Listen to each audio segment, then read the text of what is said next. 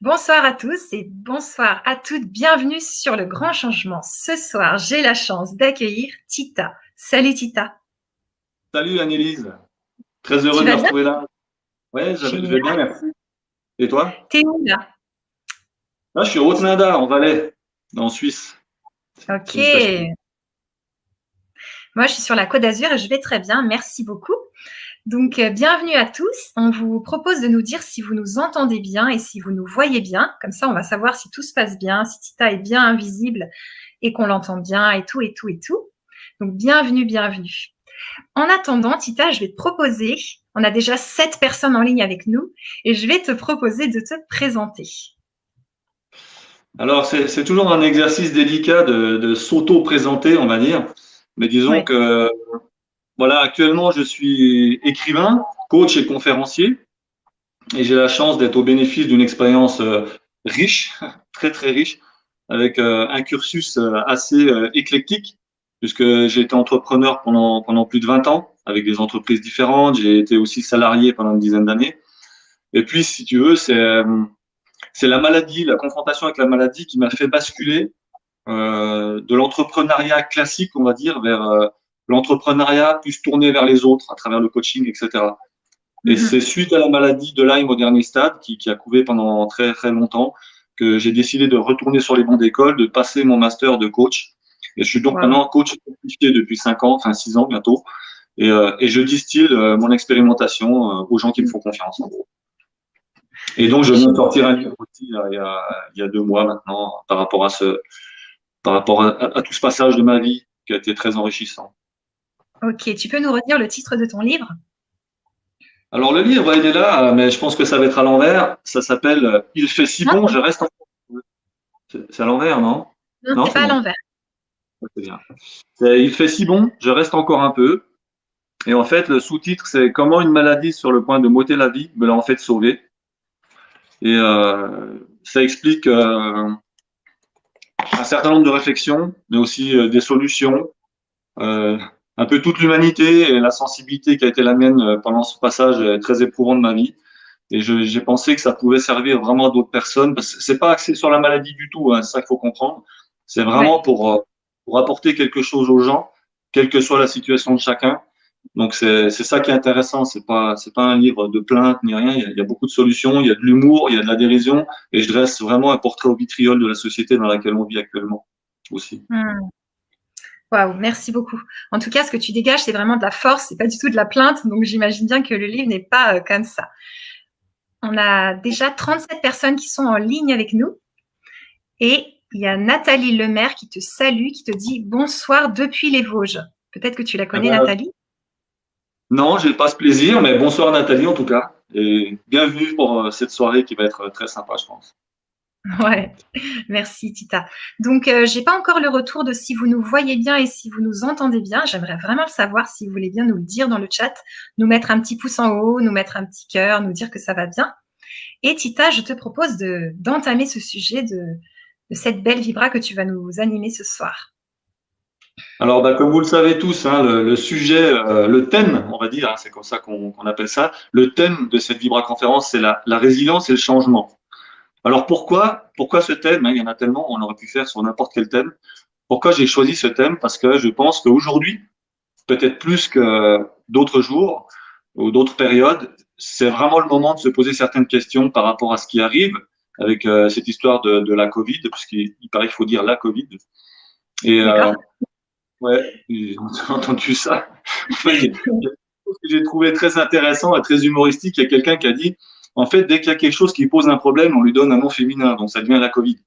Ouais, c'est gonflé. Moi, ça me convient pas, hein. Je vote non. Petite pointe d'humour, j'ai trouvé ça assez marrant. Donc, enfin, Ouais. bref. Mais disons que c'est vrai qu'on entend énormément parler de résilience, de changement, et on se pose des questions. Qu'est-ce que c'est déjà réellement? Donc ça, c'est déjà la première question. Quelle est la définition de la résilience? En fait, Ouais. la résilience, si on résume ça synthétiquement, c'est la capacité qu'on a à triompher de certains traumatismes. Et avant tout, c'est plutôt basé sur le physique. En psychologie, la résilience, c'est Boris Cyrulnik qui a vraiment développé ce thème-là. C'est au départ pour définir quelque chose chez l'enfant. Et puis, on a approprié ça après à l'adulte. Et c'est devenu la résilience que tout le monde connaît, qui est, on va dire, symboliquement, la capacité qu'on a à sortir d'une situation dans laquelle on est mal, dans laquelle on a vécu un traumatisme quel qu'il soit, que ce soit une maladie, une séparation, la perte d'un travail, qu'importe, et on arrive à basculer. Alors pourquoi justement avoir choisi ce thème de résilience et changement? Parce que pour moi, le changement est indissociable de la résilience. Ils vont de pair. Okay. Pourquoi? Parce que pour sortir d'une zone traumatique, on est obligé d'opérer un changement. Et le changement, la définition du changement, c'est juste l'action, c'est le fait de changer, de modifier quelque chose à partir de passer d'un état à un autre. C'est ça la définition du changement. Donc, c'est exactement ce que va pouvoir générer la résilience. Donc, ça veut dire que quand on entame un phénomène de résilience, il y a forcément un changement derrière.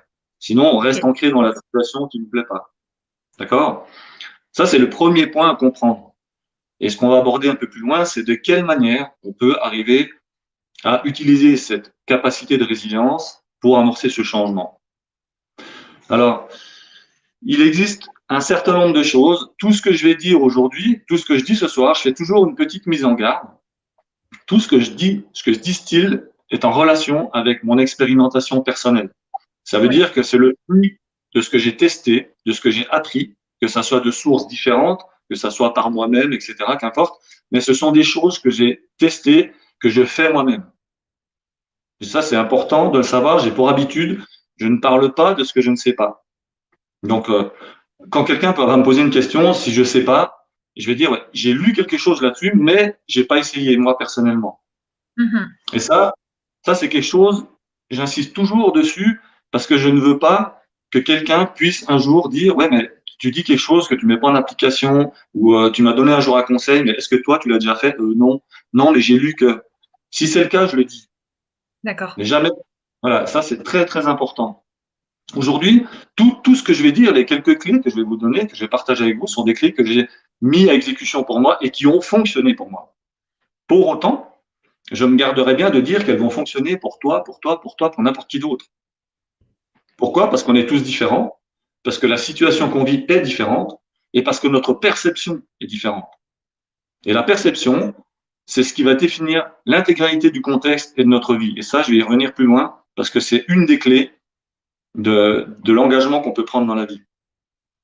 Aujourd'hui, il faut savoir que lorsque quelqu'un est dans un état qui se rapproche d'une résilience, c'est qu'il vit un traumatisme. D'accord? Donc, ça veut dire qu'on est dans une situation inconfortable, on a eu quelque chose qui ne va pas, comme on l'a dit tout à l'heure, les exemples ne manquent pas. Pour se sortir de ça, il y a des endroits où on peut se réfugier, qui sont des endroits physiques comme des endroits mentaux, émotionnels, etc. Par exemple, en psychologie, on utilise énormément le déni, la rêverie, l'intellectualisation, l'abstraction, l'humour. Tout ça, ce sont des mécanismes de résilience. C'est ce qu'on appelle des mécanismes. Donc, il y a des gens, ils vont utiliser le déni pour utiliser la résilience et amorcer ce changement. D'autres personnes vont intellectualiser la situation pour pouvoir la passer, l'accepter, etc. Donc, une fois de plus, il n'y a pas de solution universelle à rien. C'est très, très dépendant du contexte, de qui on est, de ce qu'on vit à cet instant-là.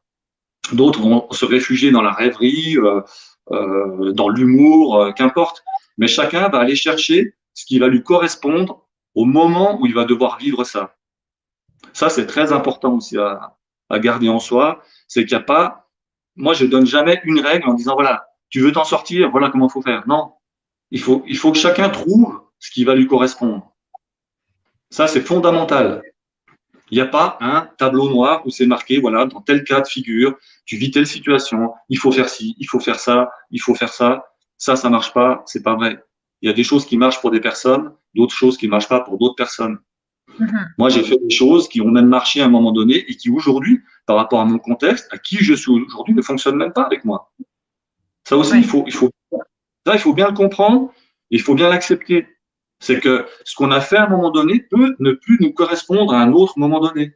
À un instant T, ça va nous satisfaire, ça va fonctionner, mais après, on a changé, on a évolué, et à un instant T prime, ce qu'on a fait ne marche plus. Donc ça, c'est pour tout dans la vie, dans toutes les sphères de la vie. Et la résilience et le changement, ça n'échappe pas à la règle. Moi, je Ok. vais vous lire 14 points que j'ai ressortis, qui vont vous permettre peut-être de trouver, justement, à travers ces points, des choses qui vont vous aider si vous vivez une situation, si tu vis une situation qui ne te plaît pas, inconfortable, quelle qu'elle soit, qui va peut-être te permettre d'amorcer un changement.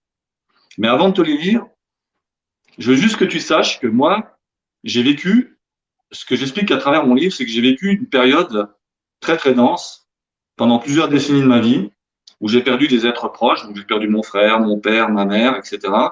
Et la succession de chocs émotionnels a fait que la maladie s'est développée après en moi.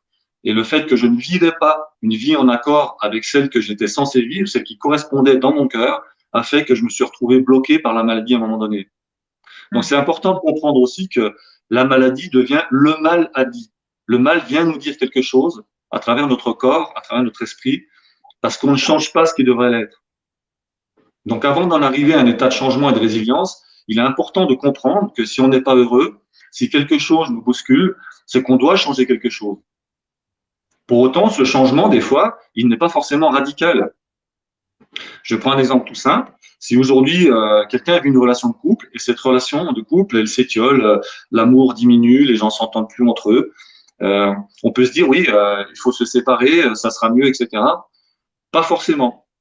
Puisque, comme on l'a dit tout à l'heure, tout n'est qu'une question de perception.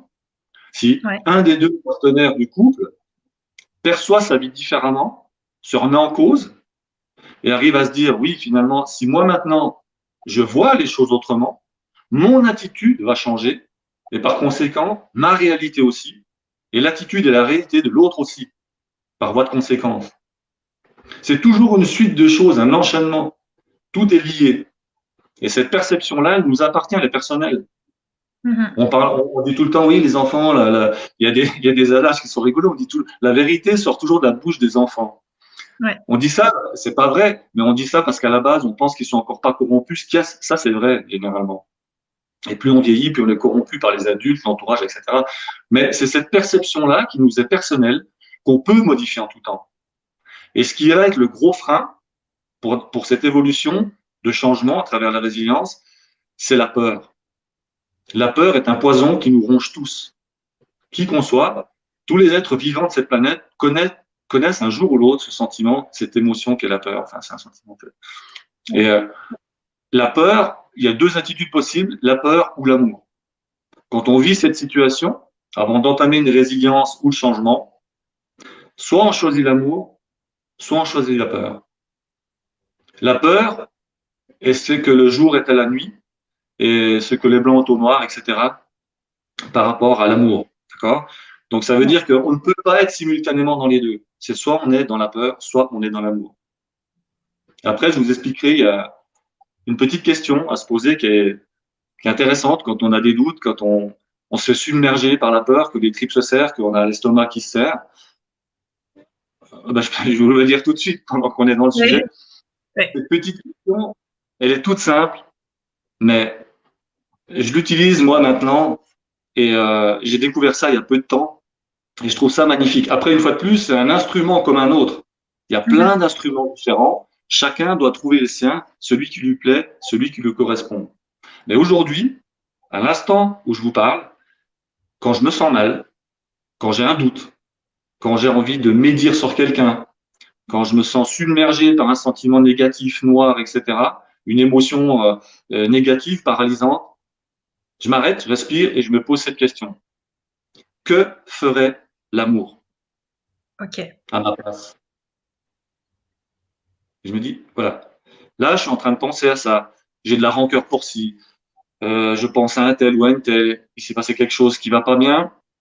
Je me recentre, je m'arrête. Je suis dans la rue, j'ai fait ça encore tout à l'heure dans la rue. Je me dis, voilà, que ferait l'amour à ma place? Ouais. Qu'est-ce que je pense?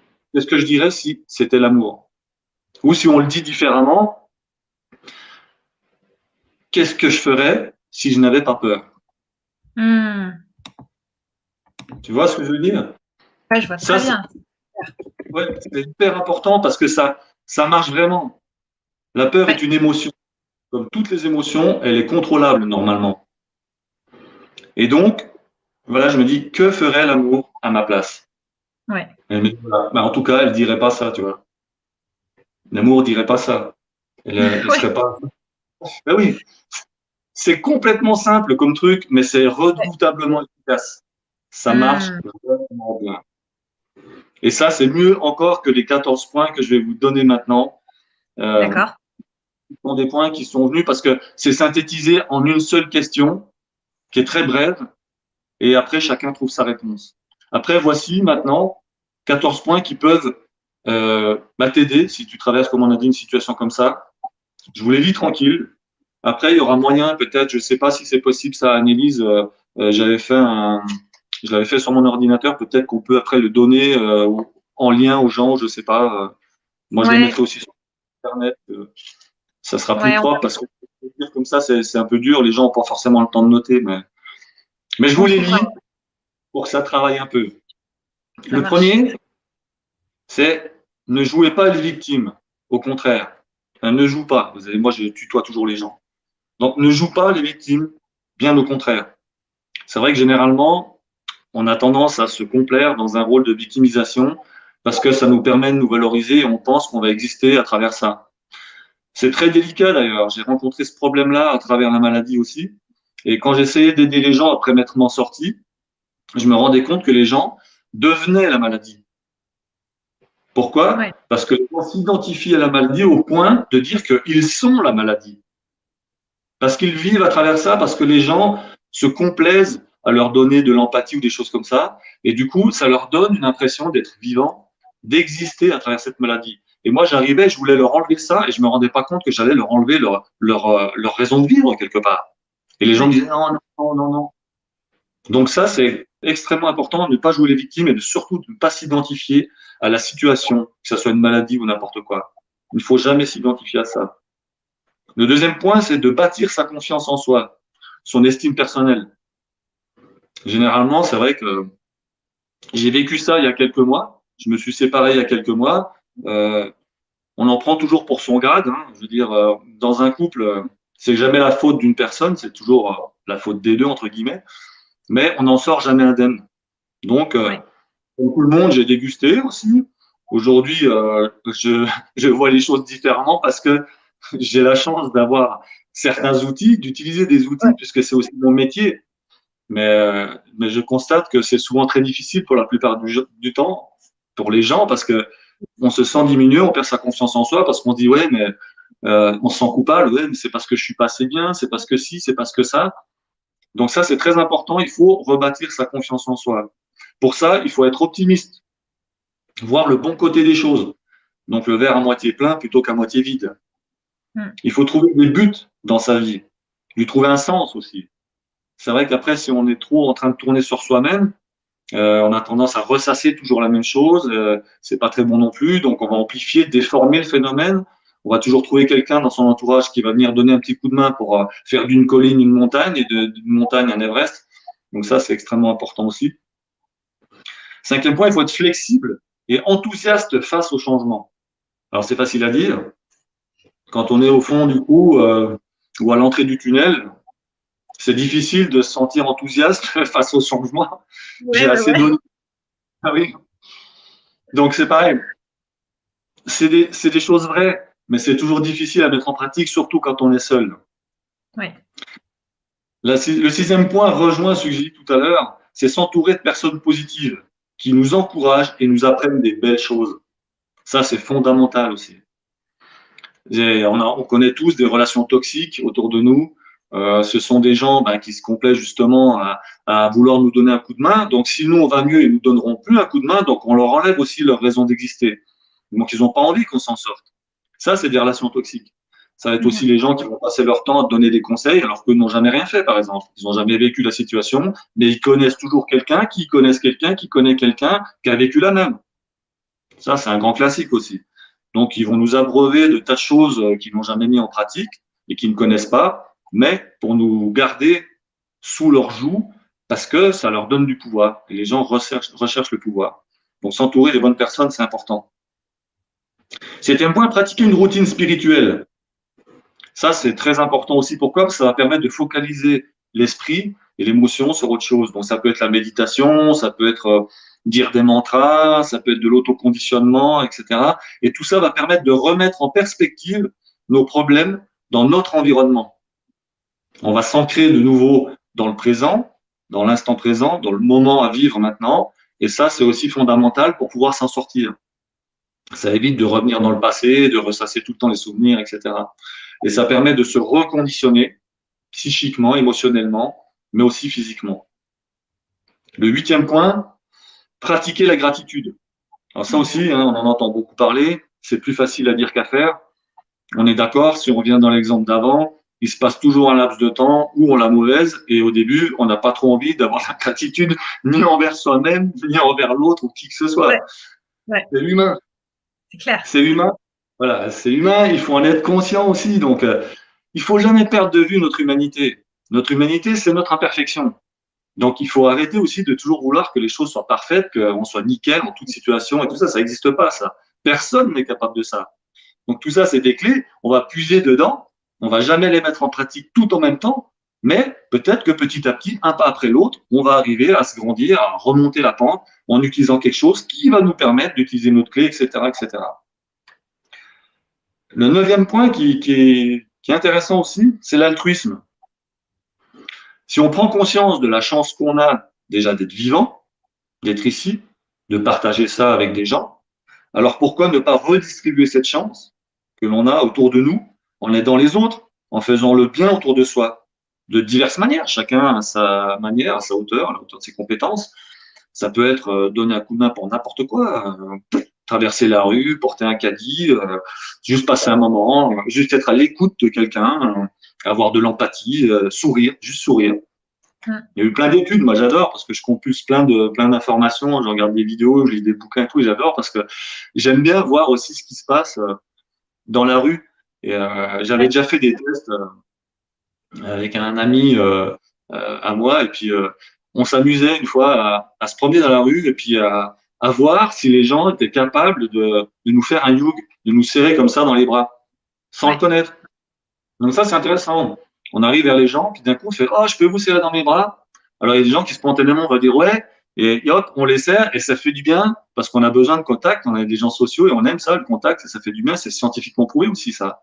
Et puis, il y en a d'autres qui sont là, mais je vous connais pas, qui partent en courant, qui sont très fermés, etc. Donc, c'est assez intéressant de voir la réaction des gens, comme ça, à chaud, par rapport à quelque chose qu'on va donner gratuitement, mais qui est juste du plaisir, du bonheur, quoi. Ou un sourire.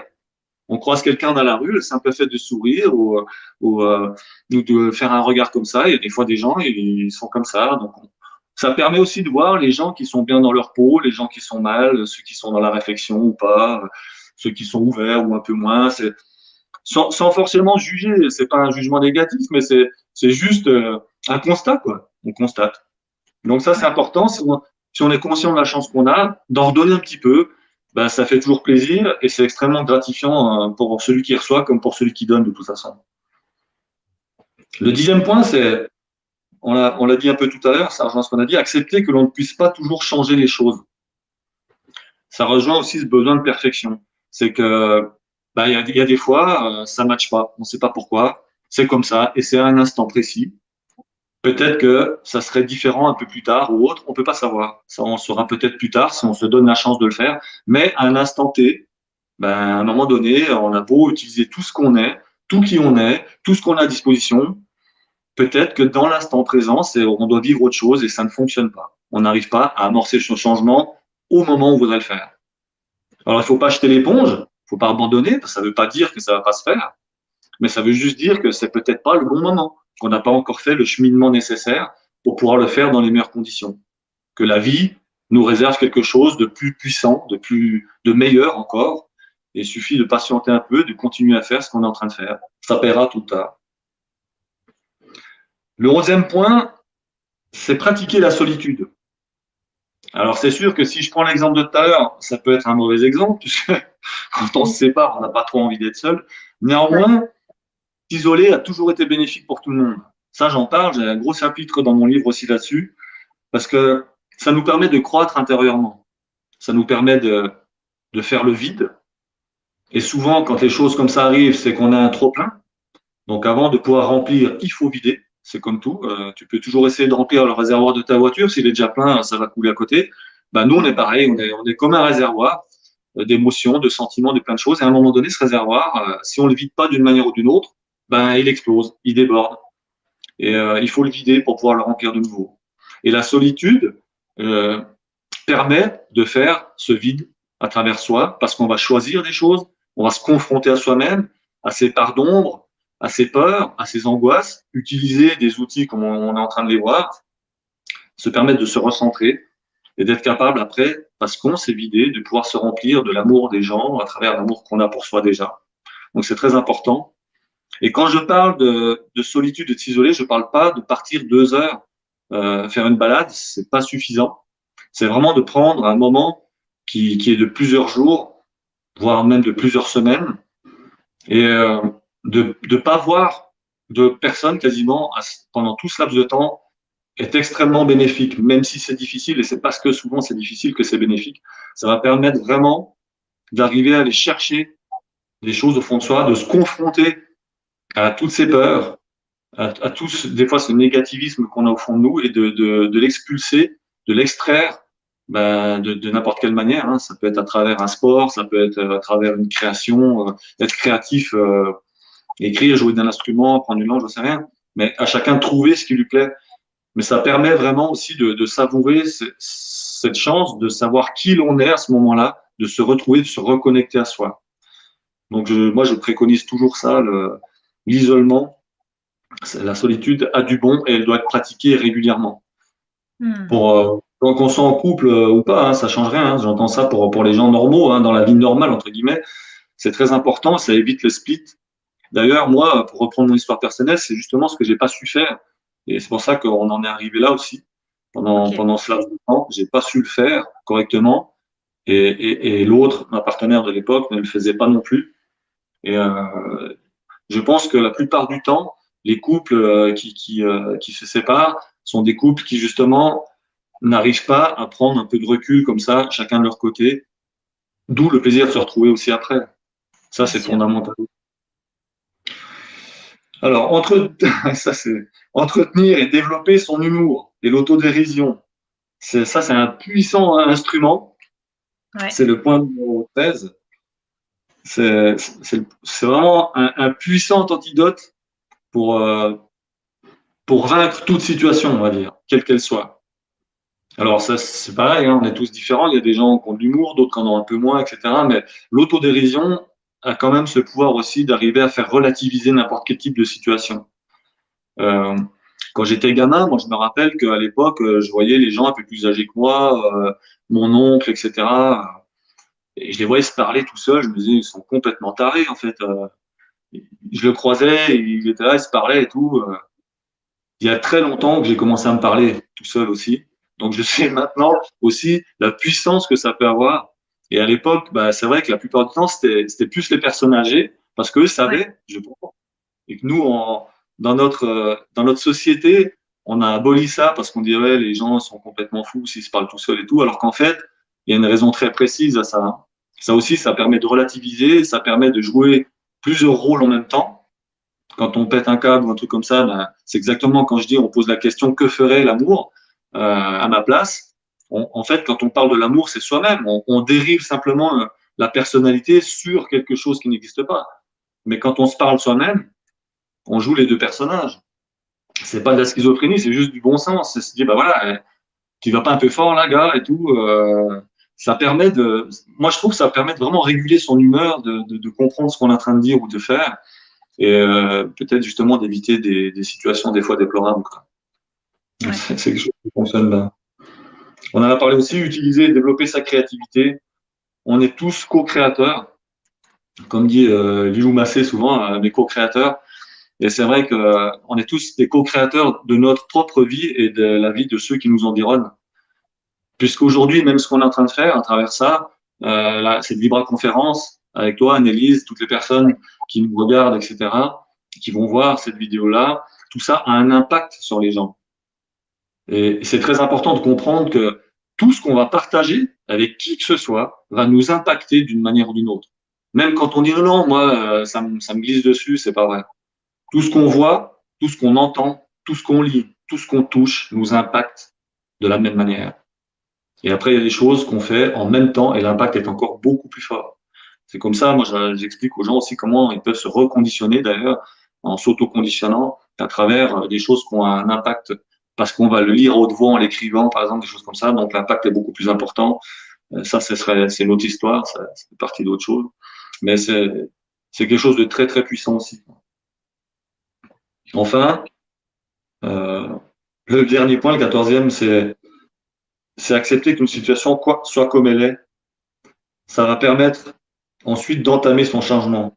Parce que accepter ne veut pas dire se résigner. On va accepter quelque chose.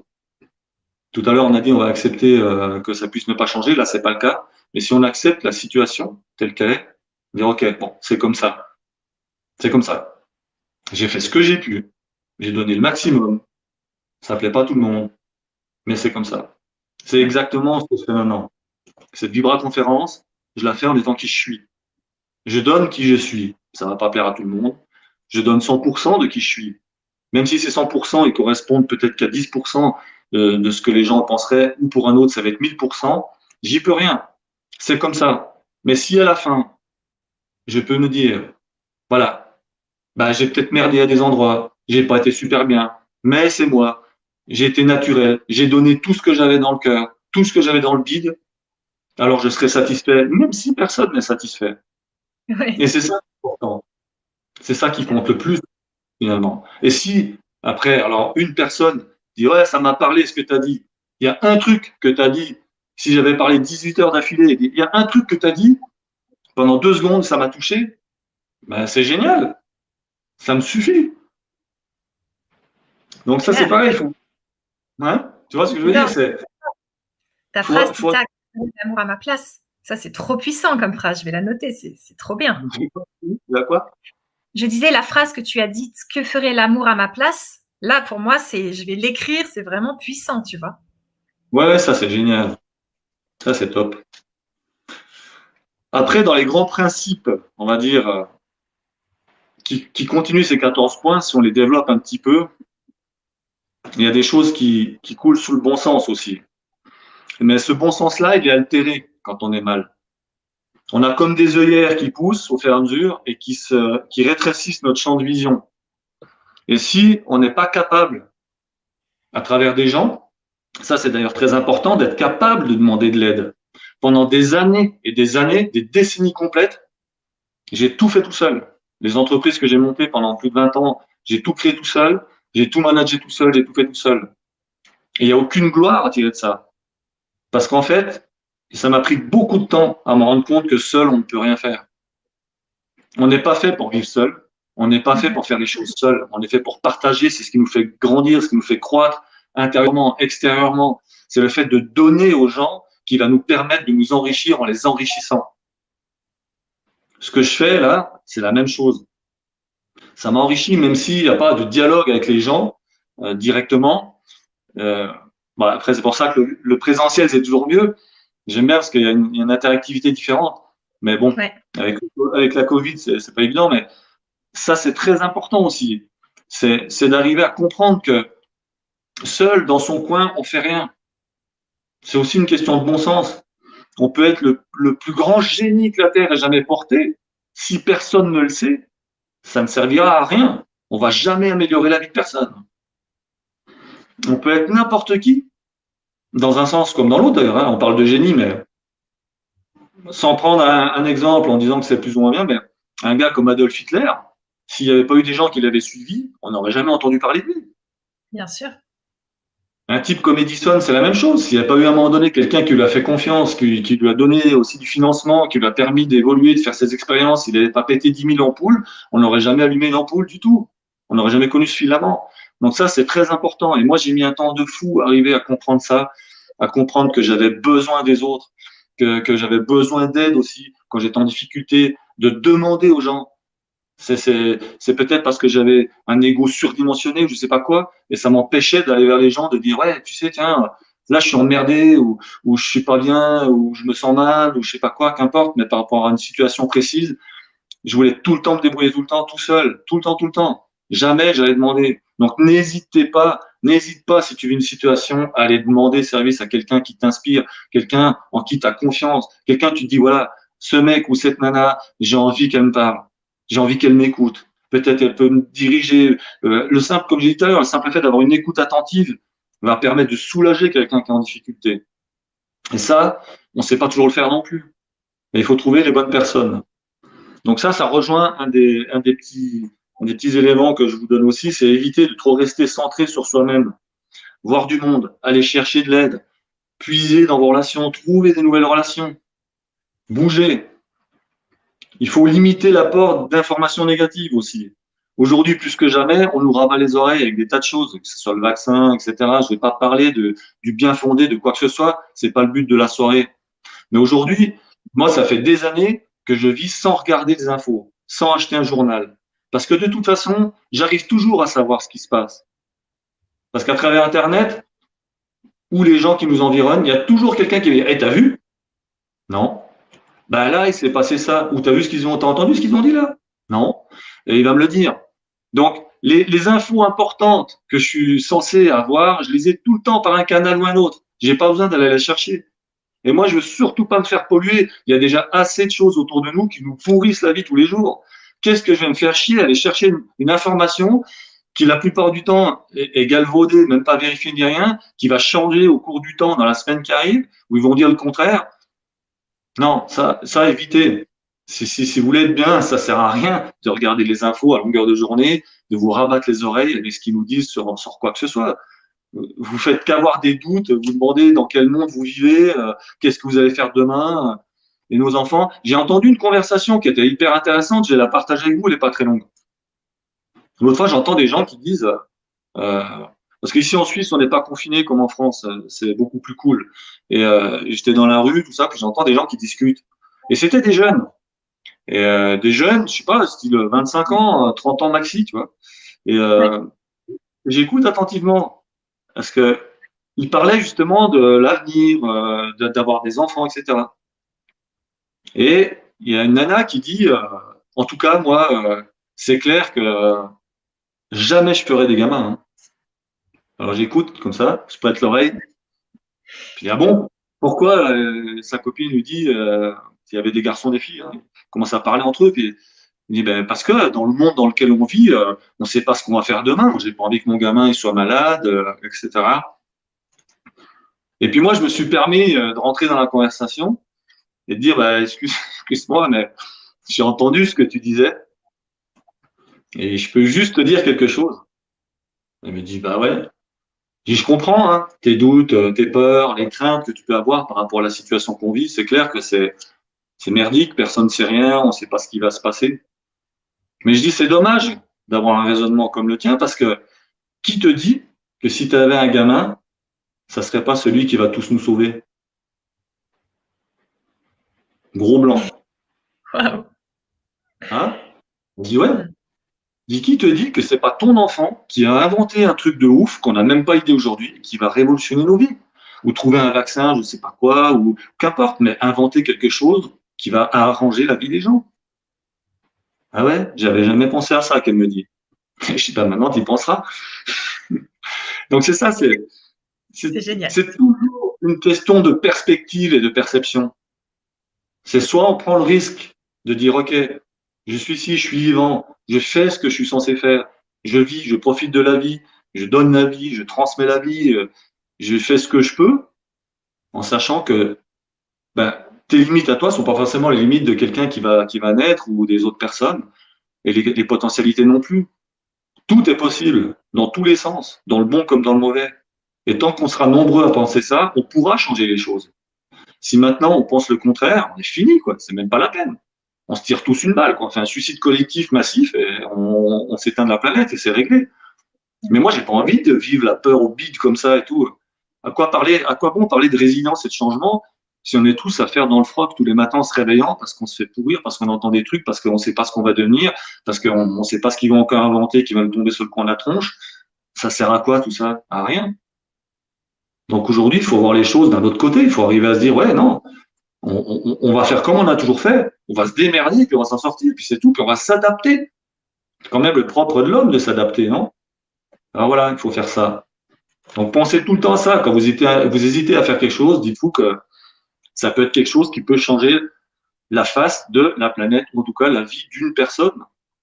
Ça me rappelle une anecdote, ça. C'est sur une Ouais, plage, une jolie plage.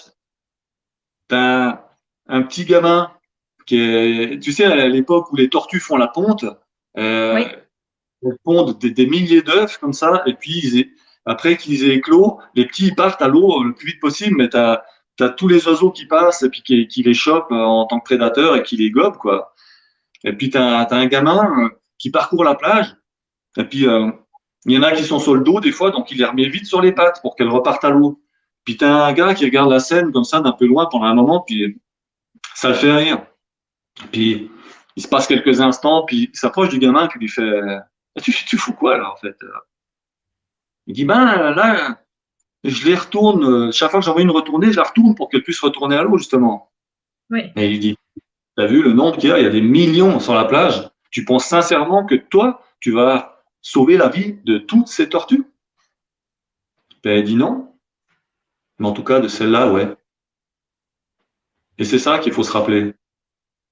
C'est ce qui compte, c'est pas de sauver tout le monde, mais si on arrive déjà à sauver ou aider une personne, une, et que cette même personne qu'on a aidée fait la même chose avec quelqu'un d'autre, qui elle-même fait la même chose avec quelqu'un d'autre, qui fait la même chose encore avec quelqu'un d'autre, c'est encore bien mieux que de vouloir qu'une personne sauve toutes les autres.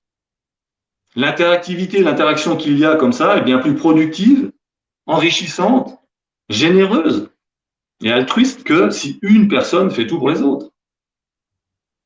C'est tout le problème de ce qu'on vit aujourd'hui avec ces histoires. C'est que tout le monde attend sur tout le monde. Enfin, pas sur tout le monde, mais sur les gouvernements, sur les labos, machin, etc. Mais personne ne fait rien. On va y revenir un peu après, ça. Ok, On va continuer. super. Donc, les infos négatives, évitez, quoi. Ça peut être l'occasion d'en profiter pour mettre aussi à exécution quelque chose qu'on s'était promis de faire et qu'on n'a jamais fait. Le fait d'avoir peut-être un peu plus de temps, de s'être libéré de quelque chose, d'une emprise ou autre, ben, ça va nous permettre de dire, ben voilà, tiens, j'ai jamais fait ça, donc ben maintenant je vais le faire. Mhm. C'est l'occasion aussi, difficile souvent, c'est souvent laborieux, de s'aimer, de se valoriser, de s'ouvrir aux autres. Ça rejoint ce qu'on disait tout à l'heure dans les 14 points, c'est redorer aussi son blason, commencer par s'aimer soi-même. On ne peut pas être aimé et on ne peut pas aimer les autres si soi-même on ne s'aime pas. C'est fondamentalement impossible. Ça ne marche pas. Dans la durée, ça ne marche pas. La relation est tronquée. Même la relation à soi-même est tronquée. Et ça ne fonctionne pas, ça ne marche pas. Ce qui est important de faire, c'est son bilan aussi. C'est des occasions de faire son bilan. Quand on vit des moments comme ça, faire le bilan de sa vie, sans se juger négativement, mais avec le plus de justesse et d'objectivité possible, arriver à être capable de se dire, ben voilà, j'ai merdé. J'ai été le roi Ouais. des cons. Vraiment, j'ai été le roi des cons. Mais ça va changer. Parce que je ne suis pas un con. Parce que je ne suis pas un con. Ça m'a pas empêché de l'être à un moment donné. Mais je ne suis pas comme ça. Ou je ne suis plus comme ça. Et à partir de maintenant, voilà comment ça va être. Et se fixer une stratégie, se fixer des buts à atteindre et pouvoir avancer dans ce bon sens. Au lieu de se lamenter tout le temps. Éviter les relations toxiques, on en a parlé. C'est l'occasion de décider de ce que l'on veut vraiment à partir de maintenant. Et de qui l'on veut être aussi. Qu'est-ce qu'on veut? Qui on veut être? Tout ça, c'est des moments charnières. Chaque fois qu'on vit un moment comme ça dans sa vie, c'est un moment d'une puissance phénoménale. C'est aussi souvent un moment d'une dureté extrême. Mais c'est un carrefour. C'est toujours un carrefour. Ça n'arrive Mhm. jamais pour rien, jamais au hasard. C'est toujours le moment où on doit prendre une décision pour amorcer quelque chose, pour aller dans une nouvelle direction, pour conforter quelque chose qu'on avait peut-être déjà entamé auparavant, qu'importe. Mais c'est un moment où on doit se poser des questions, les bonnes questions, et trouver les bonnes réponses. Et se dire, ben voilà, éviter de retomber les schémas. Voilà, qu'est-ce que j'ai fait qui n'allait pas? Comment je m'y suis pris?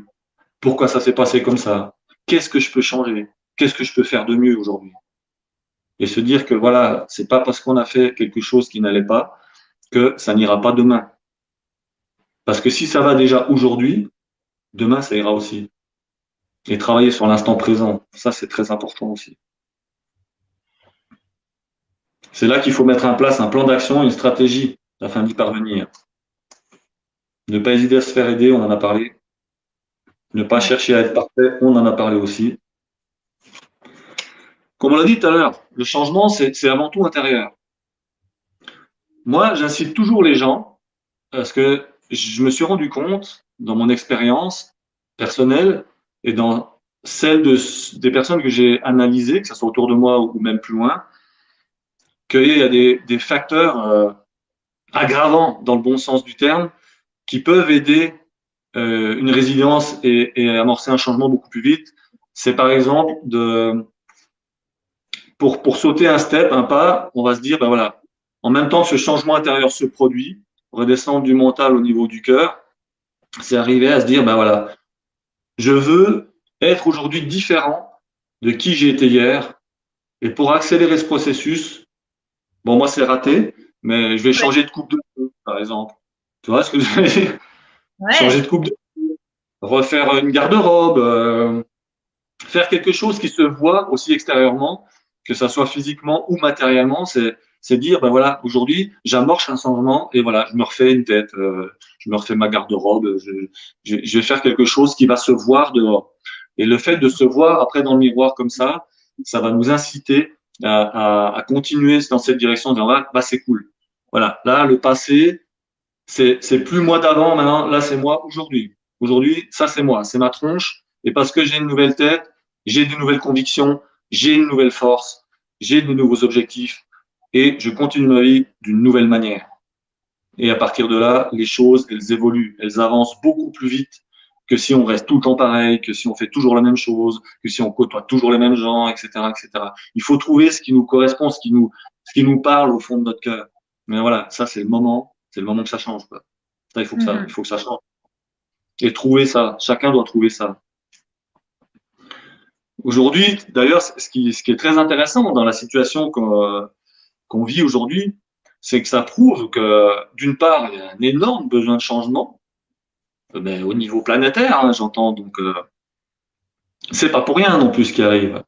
Aujourd'hui, on est tous unanimes pour dire qu'on vit dans une société qui ne peut pas continuer comme ça. Ça fait longtemps qu'on le dit, mais on n'a jamais rien fait pour que ça change. Étrangement, les événements font que on est obligé de prendre conscience que les choses doivent changer, évoluer dans un autre sens, même si on ne sait encore pas lequel. Mais ça permet déjà de prendre conscience qu'aujourd'hui, ben, le système dans lequel on vit, il est en fin de vie, justement. On est arrivé au bout, on est au taquet, quoi. Ouais. Ça peut plus durer de cette manière-là. Aujourd'hui, une fracture se crée. Il y a d'un côté les gens qui disent c'était mieux avant, vivement que ça revienne comme avant, vivement qu'on puisse refaire les mêmes choses, et ceux qui prennent conscience que ça ne sera plus jamais comme avant et qu'il ne faut surtout pas que ça soit comme avant, mais qu'il faut que ça aille dans un sens différent et qui petit à petit, en réfléchissant, en grattant, en partageant, en s'unissant, on va réussir à créer quelque chose qui va être différent, qui va correspondre à qui on est aujourd'hui, tant économiquement que spirituellement, que physiquement, que dans tous les secteurs et toutes les sphères de la vie de tout le monde. Ça va pas se faire forcément en claquant des doigts, ni en 5 minutes, mais on voit aujourd'hui. Et les histoires de confinement en France et ailleurs ont permis aussi à plein de gens d'en prendre conscience et de réaliser que c'était possible. Parce qu'il y en a plein qui se sont dit, mais en fait, tous les jours, j'allais au boulot pour que dalle. Ouais. Puisque je peux le faire chez moi. Et dès ce que je vais en 8 heures, je le fais en 3 heures depuis chez moi. Chelou quand même le truc. Et du coup, on prend conscience, on se dit, ouais, en fait, c'est possible de vivre autrement. C'est possible de travailler autrement. Hein? Donc, ça mène une réflexion. C'est la contrainte qui fait ça. Si on leur avait laissé le choix, jamais ça se serait passé. On aurait dit aux gens, voilà, vous faites ce que vous voulez. Mais voilà, décidez. Si vous pensez que c'est mieux de continuer comme ça, faites-le. Si vous pensez que c'est comme ça, bah, faites-le aussi, puis on verra bien. Oui, il y a une partie de la population qui aurait fait. La plupart du temps, les gens disent, non, moi, j'ai pas envie que ça change. Pourquoi? Résilience et changement. Le changement terrorise l'être humain en même temps qu'il l'attire. Tout le monde est attiré par le changement. Tout le monde veut que ça change. Mais tout le monde a peur de ce changement. On a peur de perdre ce qu'on a, qu'on considère comme acquis. On a peur de la nouveauté. On a peur d'être jugé. On a peur d'avoir peur, etc., etc., etc. Pareil, j'en ai un chapitre comme ça dans le livre parce que j'ai étudié ça dans tous les sens, je l'ai vécu plein de fois. Et on est tous pareils. C'est humain. C'est juste lié à notre manière de fonctionner. Donc, il faut aider. Oui. Comme toi, tu es un spécialiste du changement, j'aimerais beaucoup que tu nous parles un petit peu des ateliers que tu vas nous proposer sur le grand changement. Justement, c'est le bon titre pour toi, le nom de la chaîne. Carrément. Donc, j'aimerais bien que tu nous parles de ces 3 ateliers qu'on va vivre ensemble. Et je vais mettre le lien d'achat pour les personnes dans le chat. Parce que toi, tu connais bien le changement. Tu as traversé des choses difficiles, la maladie, les deuils, comme tu disais. Donc, tu sais de quoi tu parles et tu es coach pour accompagner les gens. Et on va avoir la chance en ligne de vivre des changements parce que ça peut vraiment changer des choses en nous. C'est ça? Oui. Alors déjà, il faut savoir un truc, c'est que le changement, il est permanent. J'ai vécu, mais je vis encore, à l'heure où je te parle, des changements. Ouais. Je peux même parler de bouleversements. Et je pense que ça sera comme ça tout au long de ma vie. Et je pense que c'est pour la plupart du temps, pour la plupart des gens aussi, comme ça. Le changement, c'est permanent. Tout change autour de nous. Et ça, on va l'aborder dans les ateliers. Le premier atelier, c'est justement se préparer son entourage au changement. Ça aura lieu, comme c'est marqué, le mercredi, 27 janvier. Mais ça veut dire quoi? C'est que comme ces changements sont permanents, il n'y a que nous qui pensons qu'on ne doit pas changer. Mais si on regarde autour de nous, la nature change en permanence, tout le temps. Quand on part d'un endroit qu'on revient, 20 ans plus tard, c'est souvent, ça n'a plus rien à voir. Ça peut être à cause de l'être humain, parce qu'il va y avoir des choses qui ont été construites, des bâtiments, machin, etc., ou une forêt qui était magnifique, qui a été rasée, ou qu'importe. Mais que ça soit dû à l'être humain ou la nature en elle-même, la nature change en règle générale au moins 4 fois par année, puisqu'elle change à chaque saison. Elle se renouvelle à chaque saison. Elle perd ses feuilles, ça remonte, machin, etc. Il n'y a que nous qui pensons que tout va être comme ça tout le temps. Donc tout ça, malgré, ça c'est pareil, c'est culturel, hein, c'est très spécifique à notre société occidentale. Après, il y a d'autres sociétés où on voit ça d'une autre manière, c'est un peu plus axé sur le spirituel, etc. Nous, on est plus dans le paraître que dans l'être, etc., etc., dans l'avoir que dans l'être aussi. Mais quand on veut amorcer un changement, qu'on prend conscience de ça, que ce soit volontaire ou non, c'est-à-dire que ce soit les circonstances qui nous amènent à un état de résilience parce que ça ne peut plus durer et donc d'amorcer un changement, ou que ça soit une démarche volontaire en disant voilà, moi, aujourd'hui, j'ai pas de cata, je suis bien, globalement, je suis bien dans ma vie. En gros, je suis dans ma zone de confort, mais justement, je commence à m'ankyloser, j'aimerais que les choses changent. Quelque part, la démarche, c'est la même. Sauf que quand quelqu'un fait cette démarche volontairement, le changement se passe plus en douceur et est souvent plus rapide. Ça, c'est 2 facteurs principaux qui font une grosse différence parce que justement, le fait d'être volontaire, il y a une conscience derrière, donc on va mettre beaucoup plus à exécution, on sera plus à l'écoute aussi de soi-même et de ce qui nous environne, donc ça va permettre de mettre les actions en place beaucoup plus rapidement. Quand on est mal et tout, comme je le dis, il y a déjà tout un travail personnel à faire avant d'accepter de tourner une page, de métamorphoser ce qu'on vient de vivre en quelque chose de positif. C'est un peu aussi, ça rejoint un peu aussi tout ce qu'il y a entre les États-Unis et la France. Quand on parle d'échec en France, aujourd'hui, quelqu'un comme moi, moi j'ai monté des entreprises pendant 20 ans, j'ai fait faillite plusieurs fois à travers la maladie, etc. En France, moi j'étais en Suisse, en France par exemple, c'est très très mal vu. On va voir une banque, quelqu'un comme ça, on discute, ouais, t'as fait quoi? Ah, j'ai monté des boîtes et tout, ouais, ça a marché pendant un moment, après il y a eu ci, après j'étais malade, et puis finalement au final j'ai fait faillite cette fois-là, machin tout. Ouh, le vilain! C'est le bonnet d'âne, en gros, puis on va au point, quoi. Aux États-Unis, j'aime bien parce que j'adore, moi, j'ai été plein de fois, depuis 94, je vais là-bas, depuis 94, et j'aime ça parce que c'est pas la panacée, mais dans la vision des choses, quelqu'un qui va arriver, je prends le même exemple, j'arrive là-bas, j'explique la même chose, le mec va dire, toi, je te veux dans mon équipe, ou alors, si tu as une idée, je t'aide. Parce que tu as fait une connerie ou tu as vécu quelque chose, et je sais que par définition, tu ne le referas pas. Logique. Okay. En France, on pense que parce qu'on a fait faillite une fois, on va faire faillite tout le temps. Les gens disent non, mais lui, il est con. Il a fait faillite, il est con. Donc si maintenant il va faire la même chose. Bah oui, je suis vraiment très con. Je vais faire pareil pour en faire pareil. Ouais, bien sûr. Non, aux États-Unis, on va dire attends, T'as fait une connerie? Ok.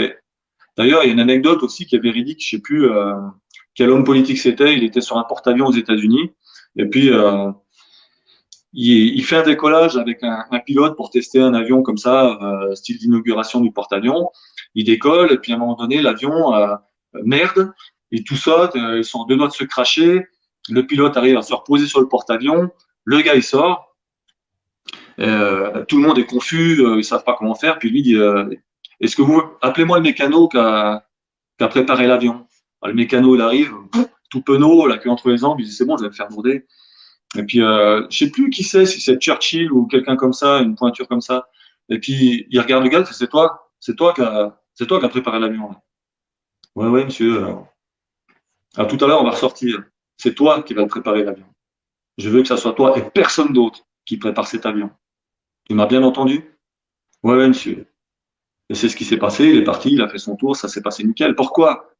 Parce qu'il sait très bien que le gars, déjà, tu fais une connerie, tu n'étais déjà pas tranquille, mais si on te donne une chance de te rattraper, parce qu'on te fait confiance à nouveau, parce qu'on sait que si tu as fait une connerie, ben, en tant qu'être humain normalement constitué, tu vas essayer de pas faire deux fois la même. Donc c'est quelque part logique de mettre toute ta confiance dans quelqu'un qui a fait une erreur, surtout si tu vises à ce qu'il ne la fasse plus, cette erreur-là. C'est de la pure logique, d'une question de bon sens aussi. Carrément. Une petite aparté, quoi. Je reviens sur l'atelier. Ouais, vas-y, reviens sur l'atelier, mais c'est intéressant. C'est une Dans vision positive. Ouais, c'est ça. Le verre à moitié plein, tu vois, c'est voir que l'autre a fait une erreur et qu'il va changer, évidemment. Ah oui. Et dans les ateliers, c'est ce qu'on va aborder. On va aborder ça. Le premier, donc, on pense souvent que quand on va faire un changement, il suffit d'arriver, de décider et d'amorcer ce changement-là. Mais on oublie un élément extrêmement important, qu'est l'entourage. Et avant tout, soi-même. Ça veut dire quoi? C'est que quand on va amorcer ce changement, dans le mot changement, ça vient du verbe changer. Donc, on va changer. Et a fortiori, si c'est une démarche volontaire. Qu'est-ce qui va se passer? Déjà, est-ce que nous, on est prêt à changer? Soi-même, en amorçant ce changement, est-ce qu'on s'est déjà posé la question, suis-je prêt à changer? Ou est-ce que je me complais? Ou est-ce que je m'aime? Ou est-ce que je suis bien comme ça? On a pris la décision de le faire, mais pour autant, on n'est pas souvent conscient que notre image extérieure et intérieure va se métamorphoser. Ça peut être déstabilisant si on ne sait pas s'y préparer. Et encore plus déstabilisant et souvent avec des conséquences désastreuses, notre entourage très proche, les gens qu'on affectionne particulièrement, si on ne les prévient pas, si on n'amène pas ça d'une certaine manière, ça peut paralyser, voire anéantir ce changement et même notre propre volonté d'y parvenir. Donc le premier atelier, il est basé là-dessus. De quelle manière on va parvenir d'abord à se préparer soi-même et après à préparer les gens qui nous entourent, à nous épauler ou en tout cas à ne pas nous dissuader de notre propre choix. Ça, c'est très important, parce que souvent, on le néglige et les gens partent avec des intentions un peu fébriles. Ils se font saboter au bout de 3 fois et après, ils reviennent la queue entre les jambes. Non, mais laisse tomber, c'est vrai. Mon beau-frère m'a dit ou ma sœur m'a dit que j'y arriverai jamais, que je suis en train de me faire entuber, que c'est comme si je balançais mon pognon par la fenêtre, machin, tout. Donc, tout ça, il y a des mécanismes, il faut faire attention à un certain nombre de choses et c'est ce qu'on va aborder dans cet atelier numéro 1. Ok. Et il y aura des exercices dans cet atelier? Ouais, il y a des exercices. Ouais. D'accord. Il y a tout un explicatif, mais après, il y a des exercices. On peut même faire, j'avais pensé à faire en direct un atelier dans l'atelier. Je trouve ça très intéressant en un cas concret, en jouant des rôles comme ça. Ça, c'est très, très intéressant. C'est très productif. Génial. Et c'est concret. Ouais, c'est concret. L'atelier 2, alors, qu'est-ce qu'on va faire? L'atelier 2, en fait, ça va permettre de identifier ses valeurs personnelles. C'est la base de toute métamorphose, de tout changement, de toute résilience de la vie. Il est fondamentalement impossible d'arriver à faire un bon choix pour soi-même si on ignore qui on est au moment où on le fait.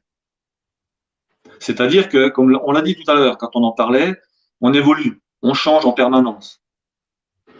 Ça veut dire que on a souvent une image de nous qui n'évolue pas dans le temps. Pourquoi? Parce qu'on demande rarement aux gens ce qu'ils pensent de nous, ou pas de la bonne manière.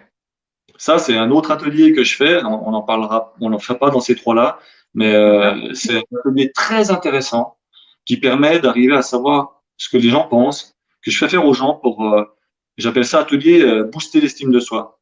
Et à travers les valeurs personnelles, c'est la même chose. On va s'identifier à travers un certain nombre de questions euh, et à peu près 256 valeurs, entre 250 et 300 valeurs. On va sortir les 10 valeurs principales qui font qui on est au moment où on va faire cet exercice-là. Cet atelier est très très productif parce qu'il va nous permettre de nous connaître au moment où on le fait. Et c'est pour ça que c'est un atelier qu'on doit faire normalement au minimum une fois par année. Moi, D'accord. je préconise tous les 6 mois. Pourquoi? Parce que on évolue tellement vite aujourd'hui dans la situation où on est, dans la société dans laquelle on vit. Tout bouge tellement vite que nous, on bouge, mais sans s'en rendre compte. C'est toujours le même exemple. Dans le bouquin, j'explique qu'il y a un moment donné dans la vie, en tant que parent, tous les gens qui ont des parents, ça a dû leur arriver.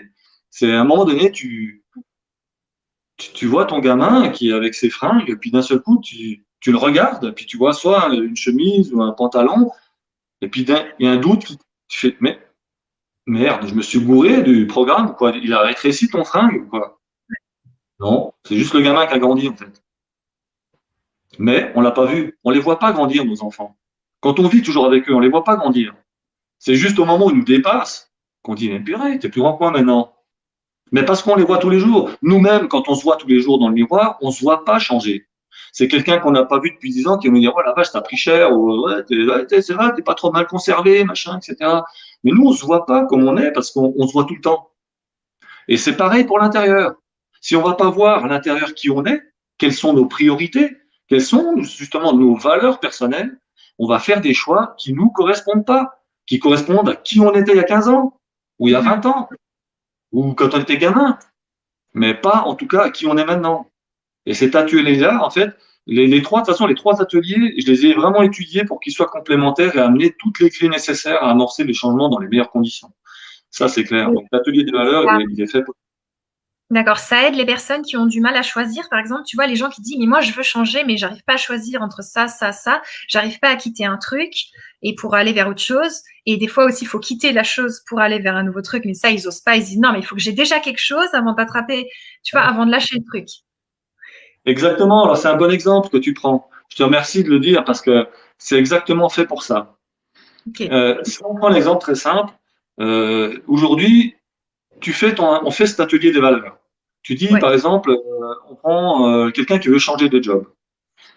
On va ressortir dans ces 10 valeurs principales. On va voir que peut-être la première valeur qui va ressortir, c'est la liberté. Alors, c'est tout un travail, mais c'est vraiment super intéressant à faire. Moi, c'est jouissif comme atelier. J'adore ça. Tu vois les Ok. gens se révéler à leurs propres yeux, à leur propre cœur. Et moi, quand je le fais, à chaque fois, je suis sur le cul pour moi aussi. Hein. Je le fais pour les autres, mais je le fais pour moi. À chaque fois, je me dis, la vache, et je les garde, moi. Comme ça, je vois dans le temps comme j'ai Ouais. changé.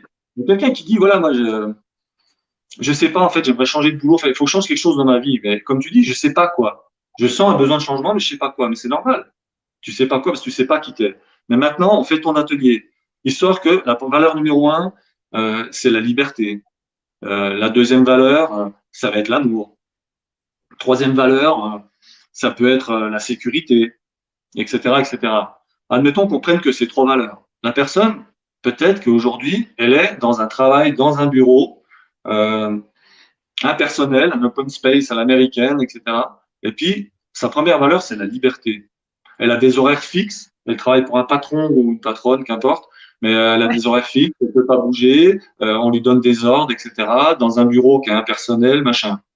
Où est la liberté, là? C'est clair. Alors après, tu peux choisir des choses, hein. Je veux dire, quand je dis ça, je prends un exemple exprès. Après, on rentre en profondeur, on peut voir qu'on peut trouver des libertés dans tout. Mais la deuxième, c'est l'amour. Par exemple, j'ai parlé de l'amour. Euh, Elle peut pas encadrer son patron peut-être, peut-être qu'elle peut pas blairer ses collègues autour, elle ose pas parler quand son chéri l'appelle au téléphone parce que c'est un open space, puis tout le monde entend tout, je suis au travail, je peux pas te parler, blabla. L'amour là-dedans, à part en dehors de ça, donc je parle que du travail volontairement, hein, mais l'amour, elle l'a à côté aussi, hein, dans sa vie personnelle, j'espère. Mais voilà, mais peut-être qu'elle le bafoue. Le troisième, Mhm. c'était la sécurité. Sécurité, si c'est une boîte pareil, open space à l'américaine, machin, etc., peut-être qu'elle est sur un siège éjectable. Aujourd'hui, avec l'histoire de Covid, il y a plein de gens qui ne savent pas s'ils bosseront encore dans 2 jours, dans 3 jours. C'est le yo-yo en permanence. Aucune sécurité. Si on prend que ces 3 premières valeurs, il y a ce qu'on appelle conflit. Conflit de valeurs, c'est quand tu ne la respectes pas dans ton attitude, dans ta pensée, dans tes agissements. Donc, si une de ces trois-là, et en fait, on ressort les 10 valeurs les plus importantes quand on fait l'atelier. Imagine-toi qu'à travers 10 valeurs, il y en a souvent au moins une, voire deux, voire trois. Des fois, il y a des gens qui en ont 7, 8. Des fois, il n'y en a aucune qui est respectée. Mais déjà, rien, quand on a un conflit de valeurs, on vit mal. Alors, si tu en as un, deux, trois ou plus, vous nagez bien, chef, comme il disait dans la 7e compagnie, quoi. Ouais. Pas du tout. Donc, cet atelier, il va viser à sortir qui on est à travers ses valeurs, dans l'instant, à travers un processus très précis, des questions très précises. Et moi, je pousse le bouchon assez loin. Je fais rentrer les gens aussi dans le côté enfantin, dans le cœur. Je les mets dans des situations pour qu'ils arrivent vraiment à cerner qui ils sont et vérifier si après avoir sorti ces 10 valeurs, elles sont encore d'actualité 15 jours plus tard.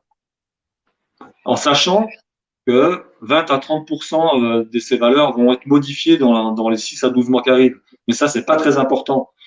Ce qui est important, c'est dans l'instant et de respecter ça et d'y revenir. Et si on va puiser au fond de son cœur, comme je viens de le dire, par rapport à un process qui va te permettre de te visualiser d'une manière différente, il y a de fortes chances que ces valeurs soient justes et que tu puisses éviter les conflits. Donc tout cet atelier est basé là-dessus, en fait. Ok, donc ça va secouer là. On va aller creuser, on va aller voir ce qui fait mal. Ouais, ça C'est brasse. ça? Ouais. Ça brasse. Wow. Ouais. Mais il faut que ça brasse. Il faut que ça brasse. Ouais. Ok. Et le 3, alors, qu'est-ce qu'on fait? Le 3, en fait, il m'est venu en relation avec ça. Dans le bouquin, qui a failli s'appeler le contrat d'ailleurs, j'ai, Ouais. je sais plus où il est. Il y a un moment donné dans ma vie, j'ai eu une idée. Euh, ça a été une idée de génie en fait pour moi quelque part, parce que c'est ce qui m'a permis de vraiment révolutionner ma vie et j'ai voulu en faire profiter les autres à travers cette expérience qui était vraiment vraiment très intéressante. Donc je vais juste le retrouver juste pour vous le montrer. Je suis dans la table des matières. Voilà, D'accord. contrat de page 123. J'ai bien fait de faire une table des matières. Toi, c'est quelques pages. Ouais. La première, elle est là, là. Ça s'appelle contrat de vie. Et il y a 3 pages comme ça. Je vous lis juste le début pour que vous compreniez ce que c'est. Je sous-signé Tita, certifie par le présent contrat, m'engager pour le reste de ma vie à respecter mon corps et mon âme par tout moyen adéquat et bénéfique pour ceux-ci, notamment les suivants. Pour mon corps, adopter en tout temps une nourriture saine, équilibrée, dispensée dans des proportions raisonnables et appropriées et dépourvue autant que possible que de gluten, lactose, machin, machin. J'explique plein de Ouais. trucs. Constitué de, etc. Je m'engage également à pratiquer régulièrement, au moins 3 fois par semaine, une activité sportive, qu'elle soit à l'intérieur ou à l'extérieur, et à user sans modération de wellness, notamment du sauna. Pour mon âme, m'aimer et me respecter inconditionnellement à chaque instant de ma vie. Cesser de me plaindre, être positif, donner le meilleur de moi-même en tout temps et toutes circonstances. Contribuer au bien-être de mes semblables, être authentique envers moi-même, autonome et tout accueillir. Savoir tendre la main au lieu de serrer le poing. Écouter mes besoins, mon cœur et mon corps. Être maître de mon mental et de mon ego et non plus leur esclave. Distiller tout l'amour qui est en moi sans compter à tous ceux qui croisent ma route, sans distinction aucune. Cesser de me juger et de juger les autres.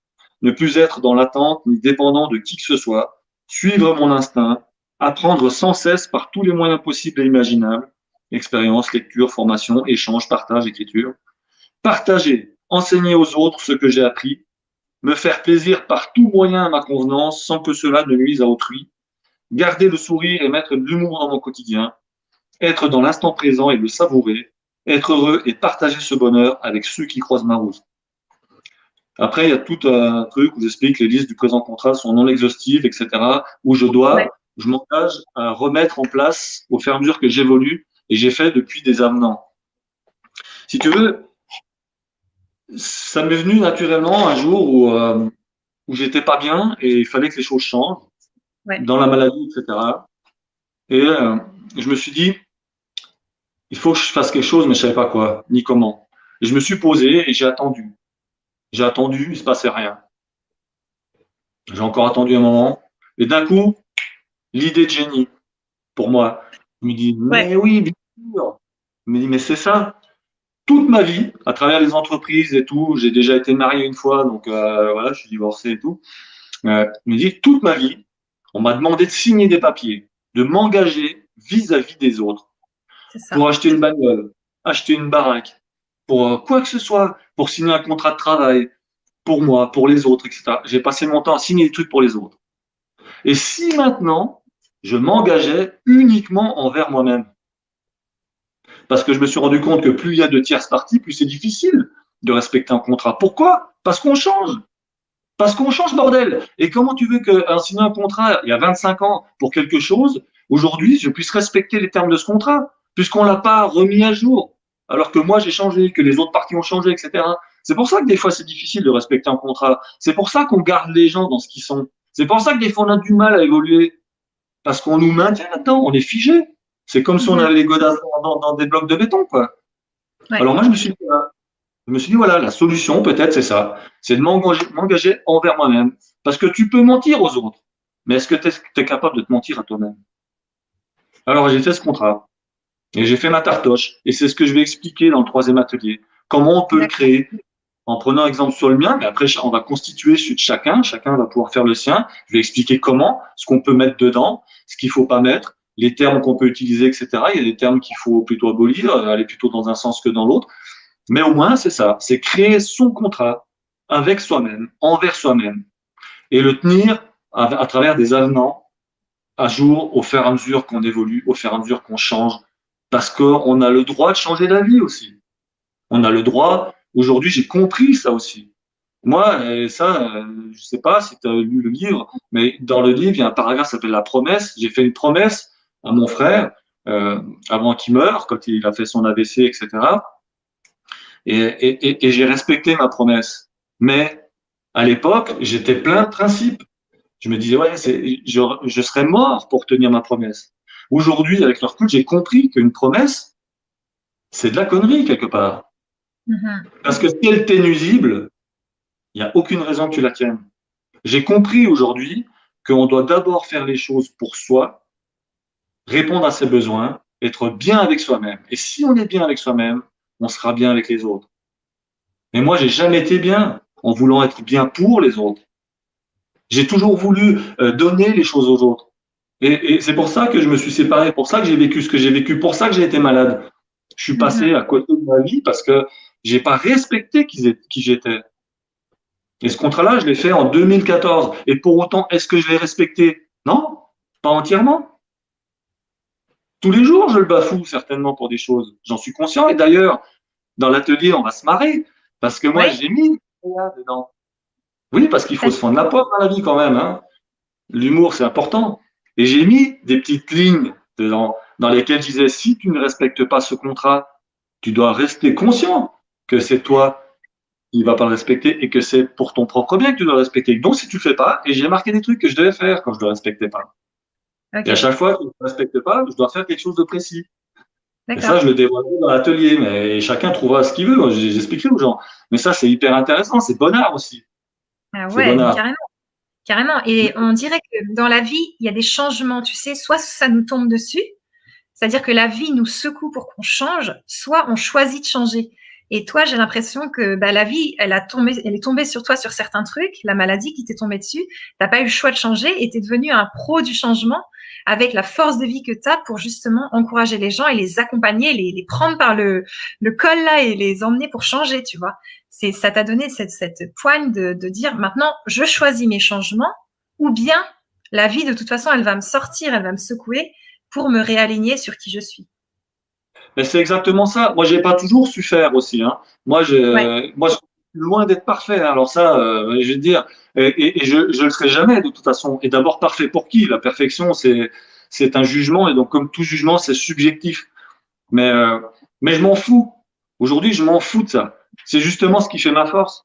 Moi, je suis naturel. Quand je fais mes pubs, mes vidéos et machins sur les réseaux sociaux, moi, je fais beaucoup de sport et tout. J'en ai rien à foutre d'avoir la niaque qui pend, d'être pas coiffé ou des choses comme ça, parce que c'est comme ça. Je suis naturel, je suis en plein effort. Est-ce que je vais me pointer en smoking à James Bond au-dessus d'une piste de ski que je viens de crapahuter tout Ouais, ça, je m'en fous. Ben ouais, après, ça plaît pas à tout le monde. Il y a des gens, ils veulent des gens qui soient bien comme ci, comme ça. Moi, je m'en fous. Je suis là pour. Moi, ce que je veux aujourd'hui, c'est aider les gens. Je veux leur donner qui je suis. Je veux révéler qui ils sont aussi à travers mon expérience, mon expérimentation et ce que je peux leur donner. C'est tout. mm, Et aujourd'hui, l'énergie que j'ai en moi me permet de pouvoir donner ça d'une belle manière parce que je suis franc, parce que je suis naturel. C'est tout. Et c'est je mens ça. pas aux gens. Les gens vont me dire, ouais, mais là, ça va être dur. Mais t'as même pas idée comment tu vas en chier. Mais c'est parce que tu vas en chier grave que tu vas te régaler aussi. C'est parce que tu vas Ouais, voir, c'est tellement de brasser que tu vas faire un bond de ouf, quoi. Mais un casque parce que tu vas défoncer le plancher, là, du voisin, hein. Et c'est ça qu'il faut comprendre. Le changement, c'est rare que ça se passe dans la sobriété. Même ok. quand on fait des démarches volontaires, il faut pas se leurrer. Quand on doit changer quelque chose, c'est quelque chose de profond, de bouleversant qui est en nous. Et souvent, on le réfute, on refuse ça. Ah non, je veux pas, parce que comme on l'a dit, je veux pas sortir de ma zone de confort, je veux pas que ci, je veux pas que ça. Moi, je veux bien hein, faire le truc, hein, mais c'est comme quelqu'un qui dirait, moi, je veux bien faire un marathon, mais je veux pas transpirer et je veux pas arriver soufflé. Hein, ok? Bon, bah alors, fais pas un marathon, quoi. Va à la plage. Ah, Mais là, voilà, tu veux changer, voilà, donne-toi les moyens de changer. Va chercher au fond de toi cette force, cette puissance. On a tous ça. Et mon boulot, mon plaisir surtout, c'est de le révéler chez les gens, c'est d'aller le chercher et d'aller l'extirper quand eux sont plus capables de le faire. Je plonge à travers leurs entrailles, je vais au ouais, fond du cœur, et je le chope ça. Et après, les gens, ils sont comme des dingues, quoi. Émerveillés, ils se disent, mais putain, mais je savais pas que j'étais capable de ça. Mais tu sais rien, tu es capable de bien mieux que ça encore, tu vas voir. Et les gens, ils évoluent, ils sont comme des dingues, quoi. Et là, là, tu sens les gens qui se révèlent, tu sens que ça bouillonne, tu sens cet amour, cette puissance qui est générée, quoi. C'est grandiose. énorme. C'est ça, moi. Mais c'est ça que je veux partager, c'est ça que je veux faire dans la vie. Je veux C'est donner trop bien. ça aux gens. Et bordel, j'en bouffe, ça c'est un truc, c'est rien que quand j'en parle, ça me transcende. Mais trop, trop, trop. D'ailleurs, Tita, avec les 3 ateliers qu'on va vivre, donc ces changements, ça va secouer. Et en gros, t'as pas le choix, quoi. Tu viens, tu vas secouer et tu ressors, t'as changé. Et ben, est-ce que tu peux nous parler des bonus? Parce qu'il y a aussi des super bonus dans ton produit. Alors ouais, il y a des bonus, mais avant de parler des bonus, tu viens de dire quelque chose qui est, qui est, qui est intéressant parce que ça me fait penser à quelque chose que je dois spécifier. Ok, On va partager des choses, on va partager des choses, ça va bouger. On va créer un cercle relationnel en faisant ça aussi. Ça, c'est très important. Ce que je trouve bien, c'est que quand on fait ça, en faisant des ateliers comme ça, on crée une inertie de groupe. On crée un cloud, un égrégore, comme on appelle ça. Un égrégore d'énergie positive. On va monter la vibration de tout le monde. On va d'accord. s'éclater. On va s'éclater dans le bon sens du terme, pas s'éclater la tronche, mais on va vraiment se régaler. Mais je lâche jamais les gens. Je veux pas que les gens ils soient largués dans la nature après. C'est-à-dire que ces 3 ateliers, à chaque fois, j'aime bien créer un groupe, par exemple, un groupe Facebook ou Instagram, quelque chose, où on puisse se retrouver aussi et continuer à partager des choses. Et que ceux qui veulent continuer à évoluer, continuer à parler, créer des inerties, des fois ça crée des amitiés, ça crée plein de choses. Des gens du même coin qui vont dire, ah, mais t'es dans le coin, ils vont se retrouver, puis après ils mènent leur vie, on s'en fout. Mais on est l'instigateur de ce début, de cette croissance, de cette mise en relation. Notre job en tant que coach, c'est ça aussi. C'est mettre les gens en relation avec eux-mêmes d'abord et après Ouais, avec les autres. Donc ça, c'est très important. Pour moi, le vrai bonus, il est là. Il est sur le suivi. Après, dans les bonus, moi, je propose aux gens, je propose 30% de réduction sur la première séance de coaching. La première, elle est gratuite de toute façon, hein, je ne la fais jamais payer. La première, c'est d'accord. le débrief. Donc, Trop en bien. fait, le vrai bonus, c'est une séance gratos. Et puis, la deuxième séance, donc là, on parle pas des ateliers, on parle pour les gens qui veulent mes services en tant que coach. En Ouais, tant que coach non conventionnel, j'insiste là-dessus, parce que je suis masterisé, j'ai le diplôme et tout, mais je pratique le coach d'une manière non conventionnelle. J'aime bien le dire. ouais. Bon, peut-être ça s'entend ou ça se voit, mais moi, je sors des sentiers battus. Je fais un Mhm. mélange de tout ce que je sais, de tout ce que j'apprends, tout ce que j'ai appris, mais tout ce que j'apprends, parce que je suis un éternel étudiant. Et le coaching, pour moi, c'est ça. D'ailleurs, j'aime pas ce terme de coaching. C'est galvaudé. Aujourd'hui, ça veut plus rien dire. On parle d'accompagnement, mais c'est vrai que c'est un peu mieux l'accompagnement, ou du coaching, qu'importe le nom qu'on donne.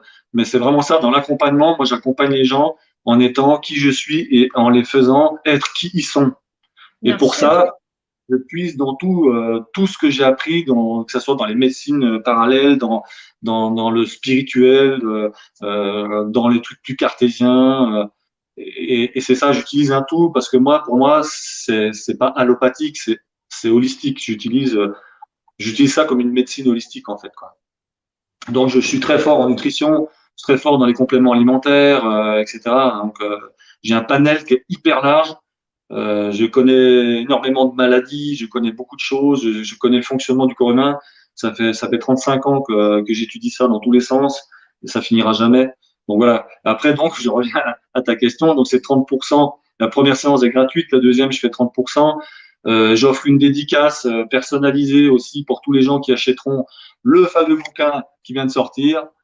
Ouais, trop Et puis, bien. je sais plus après. C'est trop bien. Bah déjà, on a mis un mot de passe super rigolo là. Si vous achetez les 3 ateliers, vous aurez donc tous les bonus que Tita vient de dire. Et, et on a mis donc santé Tita. On a mis un mot de passe que vous donnerez à Tita et comme ça, il pourra vous offrir les 30% sur la deuxième séance de coaching, donc gratuite. Ouais. 30% en moins. Première séance gratuite et deuxième séance 30%, plus la Et pour dédicace. ceux qui auront le livre, il y aura une dédicace personnalisée aussi. Ouais, Chaque super. fois. Pour la Je vous remets personne de. Ok. Je vous remets donc le lien d'achat si vous ne l'avez pas vu encore.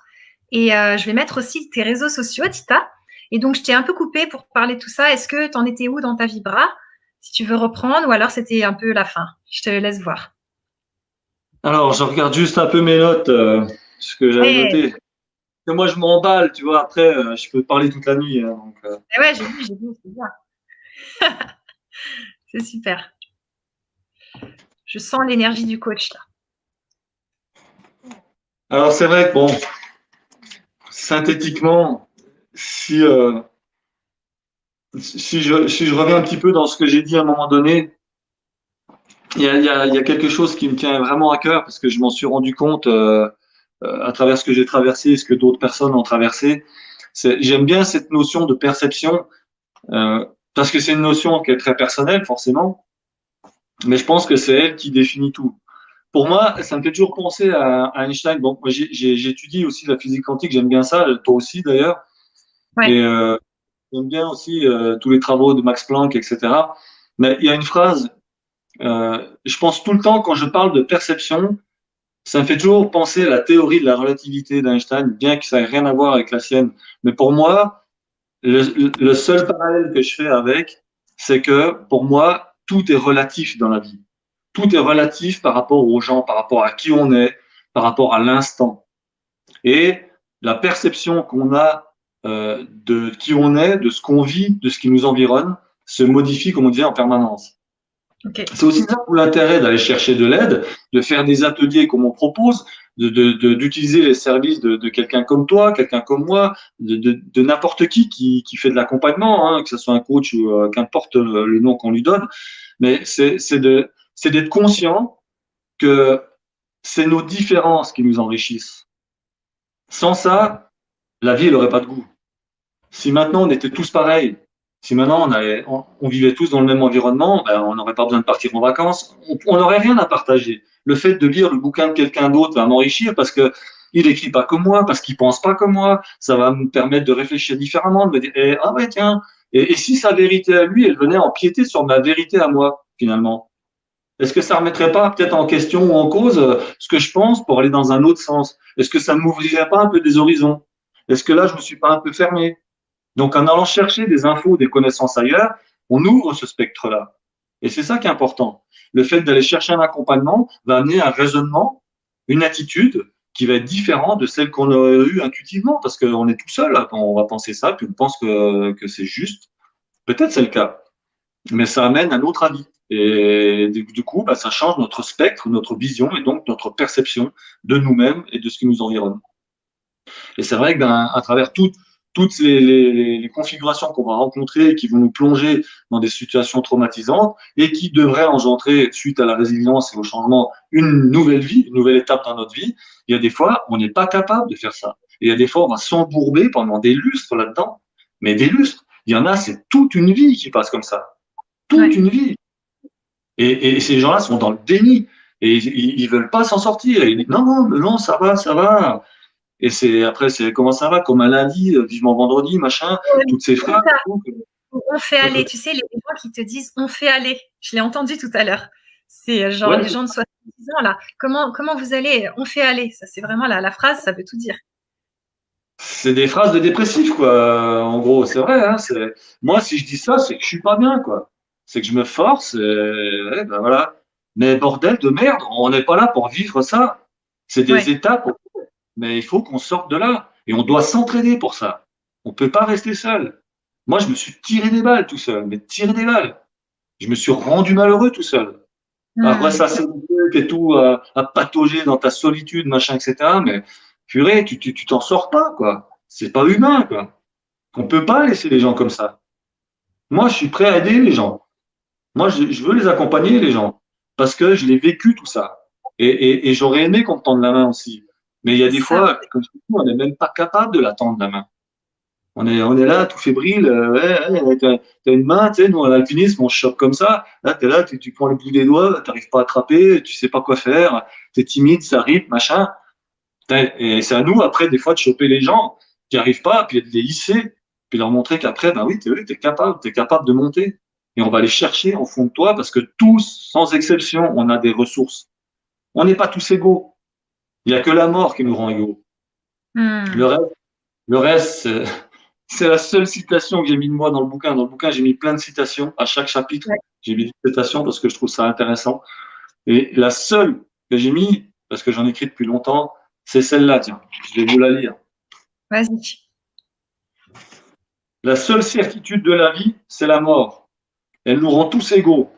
C'est ce que nous ferons entre les deux qui créera une différence. Ok. Merci. Et je l'ai mis parce que ça veut tout dire. C'est soit on passe notre temps à se lamenter, mais oui, on est tous égaux face à la mort. On sait qu'on est ici pour un temps déterminé. On sait ni comment on va mourir, ni quand. Mais le reste, on a un impact dessus. Et cet impact, on l'a que dans l'instant présent. C'est le seul moment où on peut agir. C'est maintenant. On ne peut pas changer le passé. On ne peut pas prédire avec justesse l'avenir. On peut tirer des plans, machin. Mais par contre, l'avenir peut être ce qu'on va en faire aujourd'hui.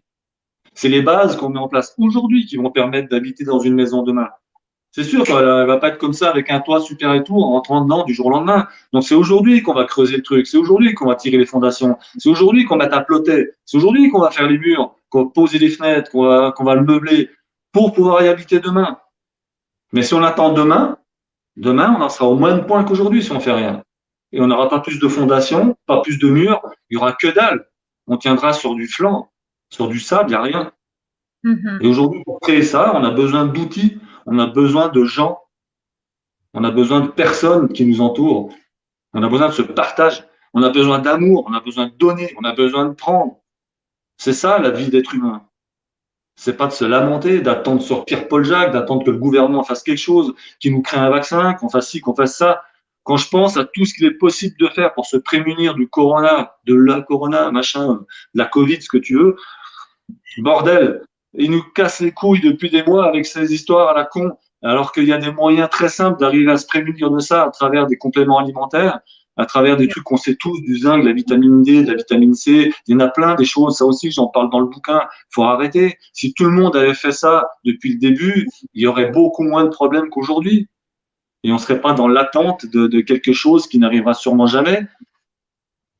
Alors voilà, je ne vais pas faire un procès sur la situation ni rien, sur la manière dont c'était managé, mais je pense que je fais un procès sur la rétention d'informations, ça oui. Ils disent des solutions simples et naturelles, mais elles ramènent de fric à personne quasiment. C'est que des laboratoires paramédicaux, c'est pas Big Pharma qui est derrière, donc ça ne les intéresse pas. Par contre, balancer un vaccin ARN à des tas de gens en modifiant le spectre de leur propre humanité, sans avoir fait de test, sans avoir de recul, ni les conséquences et les effets secondaires qu'il peut y avoir, moi je vais te dire qu'il n'y en a pas un qui m'approche avec ça, en tout cas. Mais bon, c'est mon avis, hein, une fois de plus. Bien sûr. Alors, Tita, je te propose qu'on remonte un peu le chat. On va regarder ce que les auditeurs nous ont dit. Oui. Et je vous invite à écrire des questions si vous avez envie de poser des questions à Tita. C'est maintenant, vraiment, c'est maintenant. Donc, on va se remettre un peu dans le contexte parce que c'est des questions du début. En ce moment, c'est difficile de voir les sourires. Donc, je pense que Florence, tu parlais des masques. Oui, mais attends, c'est super intéressant. Merci Florence. Florence D, je te remercie du fond du cœur pour ton commentaire. Parce que moi, tous les jours, en Suisse, on est beaucoup moins embêté avec ça, hein. Mais maintenant, on doit le mettre quand on va dans les magasins, par exemple, hein. Je me force tous les jours à sourire sous mon masque. C'est Parce ça. que même si on ne le voit pas, ça change ma vie. Je te jure, essayez ça. Essaye Florence. T'as pas besoin de voir le sourire des autres, c'est ton sourire qui compte. Et si tu souris, toi, ça va se voir, même extérieurement, même en dehors du masque, ça se verra, parce que ça va se voir dans ton intérieur et ça va transparaître dans l'extérieur. Je te garantis. Fais le test. Tous les jours, je me force à sourire avec le masque. Et même la nuit, quand je vivais des moments d'angoisse, des trucs comme ça, que j'étais pas bien, à chaque fois, je me forçais à sourire. C'est con comme la lune. Tu veux démultiplier ça, mets-toi en face de la glace. Et souris-toi en face de la glace. C'est un truc de fou. Moi, je fais des ateliers, j'appelle ça l'atelier fou rire. Et je montre aux gens comment se poiler. Et je te jure, au bout de 3 minutes, on est tous bidonnés à pleurer, alors que pas un a dit un mot. C'est ça. Fantastique, Trop bien. fantastique. Donc, merci Florence. Et souris toujours sous ton masque. Et faites-le tous. Super. Alors là, Agnès nous dit oui, juste un sourire sans masque. Bah, vas-y. On a Fadi qui nous dit bonsoir à tous, les hugs, ça fait vraiment du bien. Ouais. Et Nathalie qui confirme le sourire se voit aussi dans le regard. Pour Papi, scientifiquement, c'est prouvé, hein. Et je donne toutes les sources dans le bouquin aussi, par rapport à plein de choses, les yugs, tout ça, le fait d'avoir des contacts, faire l'amour, etc. C'est scientifiquement prouvé. Ce que ça amène, bah, c'est un peu comme le sport, hein, ça génère des endorphines, etc., de la dopamine, donc toutes les hormones du bonheur.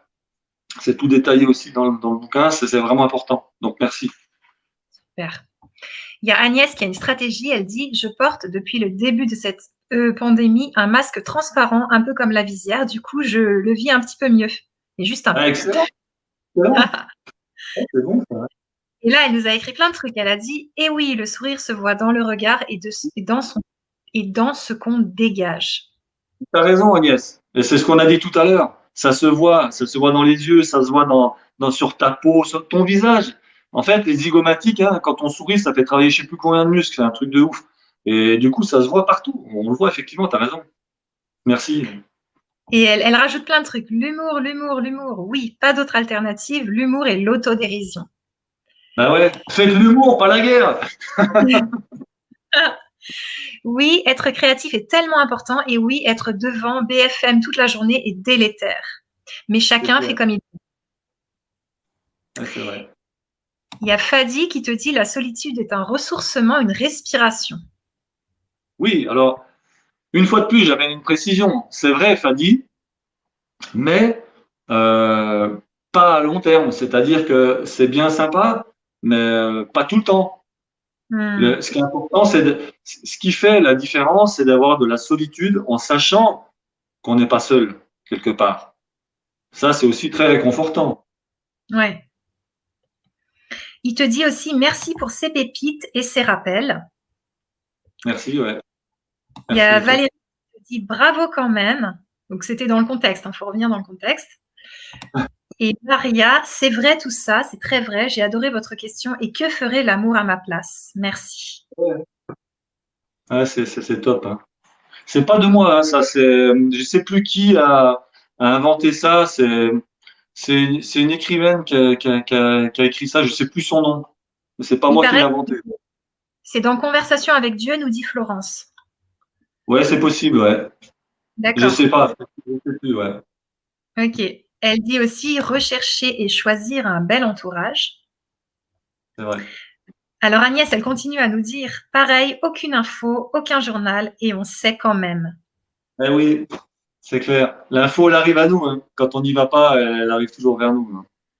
C'est ça. Maria, elle dit la même chose. Euh, et Agnès, elle dit, sans regarder, on sait quand même, car les autres nous disent. Et du coup, on peut échanger. Ah ouais, c'est ça. C'est sûr, ouais. Et par rapport à ton histoire des petites tortues, Florence, elle a fait le lien avec le colibri. Tu connais l'histoire du colibri? Non? Il y a un gros incendie et en fait, il y a un petit colibri et il va chercher un petit peu d'eau dans son bec et il arrive et il éteint des petites flammes. Et là, il y a tous les animaux de la forêt qui lui disent, mais tu sers à rien, franchement, vraiment, tu sers à rien et tout. Et là, il dit, je fais ma part. Excellent, ouais. S'ils faisaient tous pareil, ça serait bon. Ouais, c'est C'est bien. ça, Génial. cool. Ouais. Alors, Claudie, elle te remercie infiniment. Ben, merci à toi, Claudie. Et Fadi, il dit, oui, restons centrés et alignés et bien ancrés sans se soucier de l'extérieur. C'est sûr. Christelle, elle nous dit, on a tous à se transformer nous-mêmes pour transformer notre société. Quel grand espoir. Et oui, c'est ça. Si chacun est capable de changer son monde personnel, conséquemment, ça change le monde entier. Ouais. Il y a Isha qui te dit, les 20 à 30 ans me font souci. Ils dépressent, ils nous en veulent. Liberté, retourner en arrière, ils tapent des pieds. Liberté, retourner en arrière, il tape des pieds. Ça veut dire Ouais. quoi? Ça veut dire quoi? Qu'il Euh, voudrait revivre comme avant ou ouais, on dirait que c'est ça un peu. Ils veulent plus de liberté peut-être.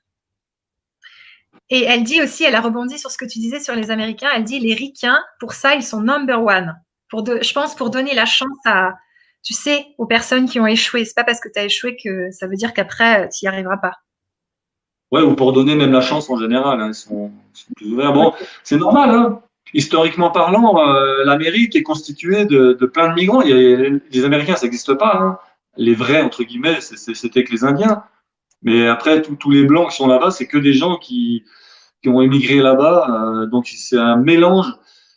C'est ça qui est intéressant, parce que moi, j'ai étudié, j'ai cherché à savoir pourquoi les États-Unis avaient cette puissance. Si tu me permets, j'ai le temps de faire un petit aparté ou pas? Vas-y, vas-y. Et pourquoi ça fonctionne comme ça là-bas?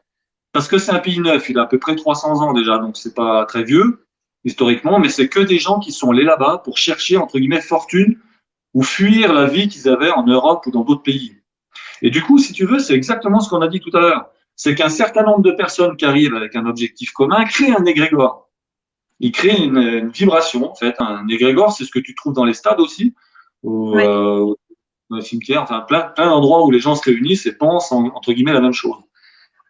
Donc tous ces gens sont arrivés là-bas avec la ferme intention de façonner ce pays à leur image. Et ils avaient quand même tous un peu la même image. Et c'est ce qui fait que les villes sont fantastiquement simples, quoi, hein. C'est nord, sud, est, ouest, là, 1, 2, 3, 4 par nord, de machin, etc. Quand tu as un croisement, c'est au croisement cross machin.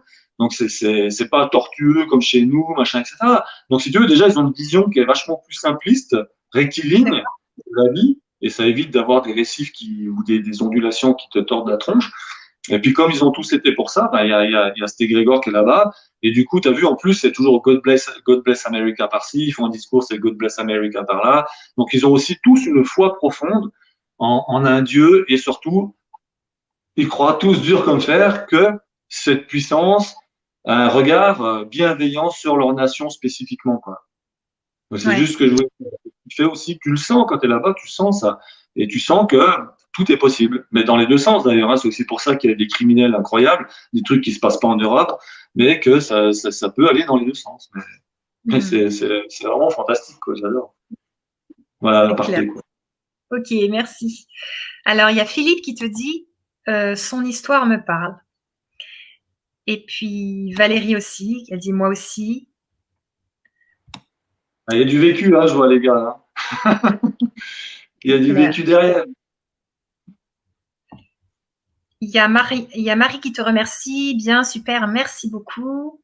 Merci, merci à Ah, vous tous. il y a d'autres commentaires qui arrivent aussi. Je vais te les lire. Euh, Claudine, merci pour ces mots que vous mettez sur ce que je ressens. Joli le jeu de mots, que Claudine. Ouais, Excellent. Merci à toi, que Claudine.